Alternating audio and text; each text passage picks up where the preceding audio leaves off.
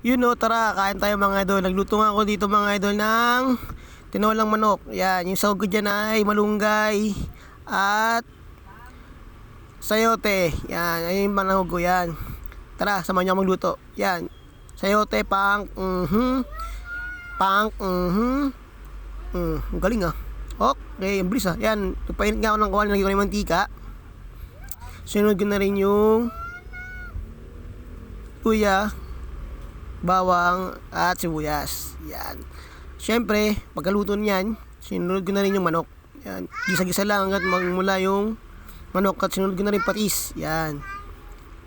Tapos yung may wagang tanglad. Yan, gisa-gisa lang. Yun. Yan, pagka-gisa ko ngayon, nilagyan ko ng tubig. Yan, pinakuluan ko lang. Pagkulo ay sinunod ko na rin yung sayote. Yan. Kaya ba parang bakit magluto mga idol ng tinolang manok? Basta ganyan luto, kaya ganyan yung version namin magluto ng manok. Yan, habang nagpapakulo, kaya ninimayin natin mas yung malunggay. Pagkakulo nga, yan, nilagay ko na yung paminta. Paminta yan. Tapos, at yung malunggay. Yan.